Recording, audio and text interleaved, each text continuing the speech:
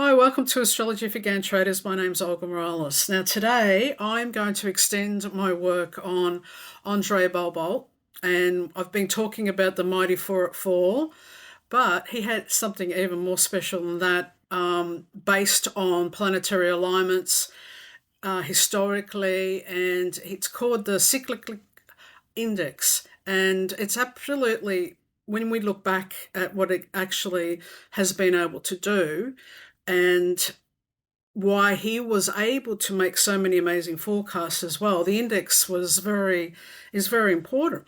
So you can see here, basically his index is based on the heliocentric angular distance of the 10 planetary cycles combined. So he's using Jupiter to Pluto, all their synodic cycles in between, and then making a measurement of the angles between the planets, okay, in heliocentrically. How awesome is that, okay? So I've been able to, luckily, I've got the data for this, and I've also got the indicator because I've got Chimer Solution, and I want to present it to you because this is what the best part of understanding planetary cycles, okay, and how these patterns repeat. They might not be exactly the same, but there's a theme that repeats, and it's phenomenal. So stick with me because you're going to be blown away just as much as I am. I hadn't looked at it so intensely until I started doing the work today, and I thought, let's share it because this is pivotal to what's happening in the heavens at the moment. We want to understand. Now, this is the book, okay? His name is André Barbault, Planetary Cycles, Mundane Astrology. So this book was only published in 2014 and the English translation was in 2016. So we haven't had it all that long, okay? But he had written articles already explaining the index. I know that. And he died at 98, only, I think, a year before COVID hit, okay? So let's have a look at what is, if you go to chapter 14, if you have this book, if you don't, I recommend you purchase it if you like this sort of mundane, global, historical astrology.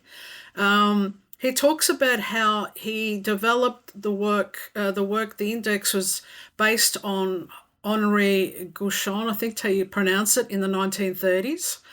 And it measured the combined heliocentric angular distance between the five slow-moving planets, okay?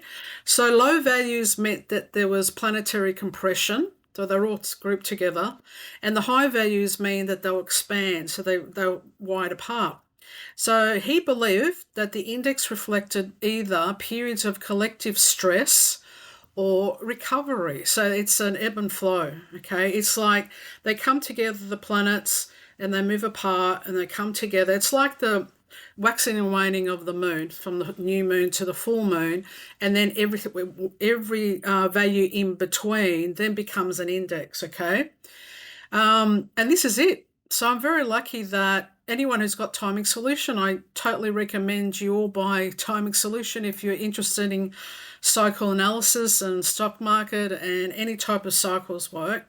It's actually already built into the software. I was able to go back because I wanted to see in the book, he talks about how he came up with the analysis of a potential pandemic. Is because he went back in time and he saw that this index, if you can see where my cursor is, see these lows here? That was from the 1300s. So he said says in the book that he knew that at that time in 1347 there was a Black Plague, okay? And then again, we missed this one, but there was probably something happening in there. But he mentions the one in for AIDS, okay? So we can see this low here. So he's thinking, hold on a minute, we've had pandemics and a plague with these low points. So he was able to then, the next one was in 2021, and that's how he then said there's a likelihood if this pattern repeats, that we're going to have a pandemic. So that's what he's famous for, okay? But he used this index. This index is phenomenal. Honestly, I love it. So what are the other historical correlations? He talks about these in the book, right? The 1914 to 18, there was obviously World War One. Then 1929 to 33, there was a decline. And then 41 to 45, obviously there was World War Two. Then after the war, there was recoveries accompanied by the rising of the indicator, okay? So here we have the actual, see how we've got in 1914 to 18, that's World War One. Then 45, 40 to 45 in there, we had World War Two. Now in the 80s, we also had AIDS, but it was all to do with, remember, whole lot of stuff, political, the ending of the Cold War. There was Berlin Wall coming down, so it was got a lot to do with the Soviet Union and all that. That was pivotal, okay? Many years, actually, that was happening in. And then there's COVID, okay? So this is the indicator. The planetary alignment was giving him an indication that something major was going to happen in this period. He said 2020, 2021. So it's incredible. I love it. And I can go back in time and go future as far as I want with this, okay? And that's the thing about astrology. We can go back. Gann always tells you the future's but a repetition of the past. Obviously, we can look at where the planets are. All right, and it's a measurement, it's maths, and then we can plot these things, obviously, with cool software like Timing Solution. And so, yeah, as I said, the Cold War, there was a Korean War, that was in the 50s, 66 to 68. There was a Cultural Revolution, Vietnam, and global unrest. And then from 78 to 83, there was a crisis, recession, political tensions, AIDS came up. And then 89 to 90, the rising indicator was the fall of Berlin Wall and the renewed optimism. So once you get to the bottom, that bottom, he says slowly we come up to optimism and recovery, okay? And that's where we're supposed to be now, and I'll explain a bit more. So he believed that the concentration between a lot of things, there was chaos, and then there was pandemics he talked about in this period that I showed you.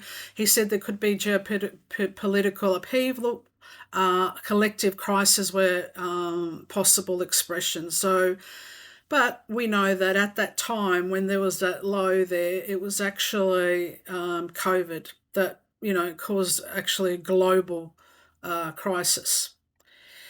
Now, so now 2026 and beyond, this is where everything's coming in July, all right? So we had that trough from 2021, the pit, and slowly we've been moving up. And he believes that the fact that the planets are aligned in a harmonious combination with the sextiles and trines, that they're supporting one another. And you know what? Saturn's not in the picture.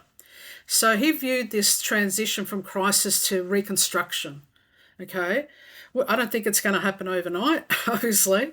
These planets will stay in a harmonious aspect for quite a while, a few years. So let's hope. And so this is what's happening now in July, is we're getting this, what people have been calling the Barbault basket. He never called it that, but it's a formation. I believe it's like, I call it the Holy Grail. But you can see the formation. We've got planets are either trine or sextile. It's like half of a grand sextile. And we got Jupiter and Pluto are opposite one another.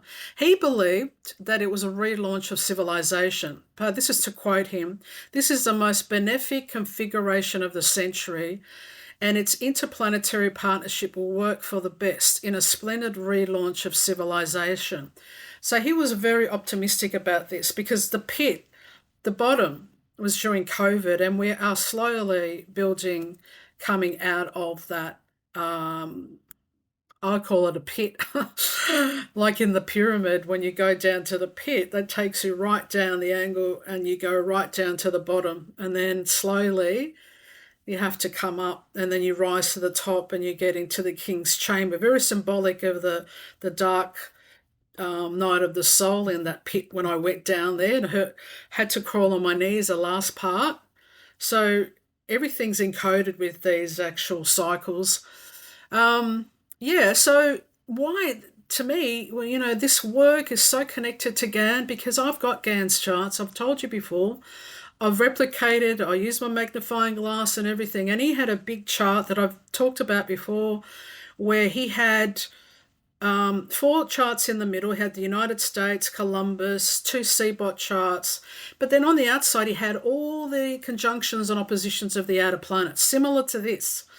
Right, so you got when they're conjunct, so that's the beginning of their synodic cycle, and then they become, then they go opposite, so it's 180 degrees, and then they come round again. So it's a waxing and waning phase of their cycles, and so Gann always tracked that. I've got the evidence of that, and so it's all to do with compression and expansion and world cycles. So it's like. It's also like fear and greed. You can't say that as well when it comes to the stock market, but they share the same principles that history unfolds through recurring planetary rhythms.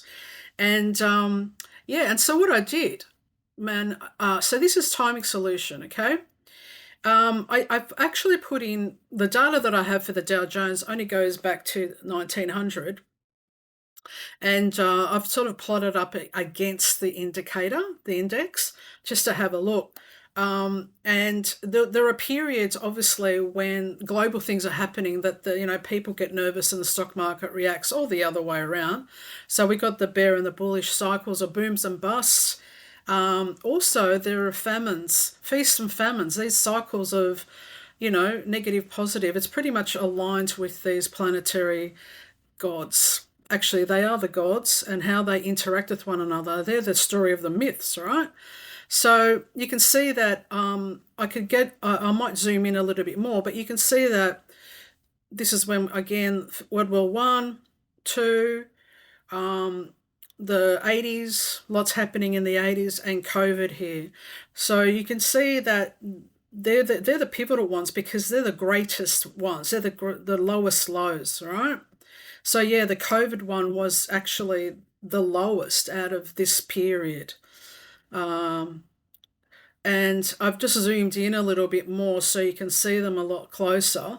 So this is like, for me, I love research, obviously. I can zoom into this and really look if this index can be used for the stock market.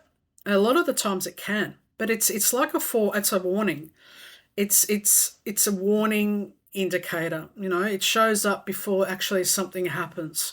So yeah, so you can see just this COVID low, and a lot, you can see that slowly it won't be as pivotal. And then I can see that between 2035 to 37, there's a midway here, which was sort of similar to these years, okay? But you can see the actual peaks in the cycle. It's so obvious. And if you want to dabble in this is timing solution. That's the link. It's a demo.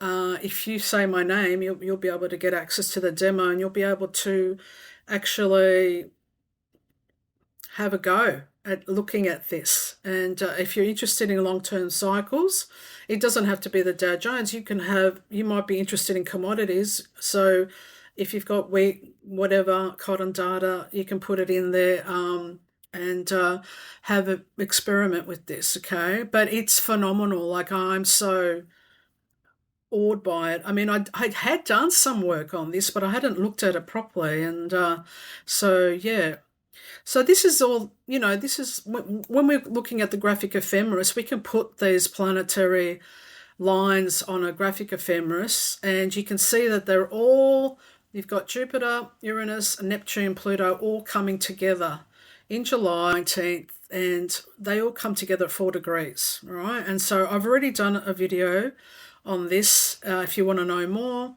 And this is Astro Gold. My friend Stephanie, it's her software looks great if you want to buy some good Australian software.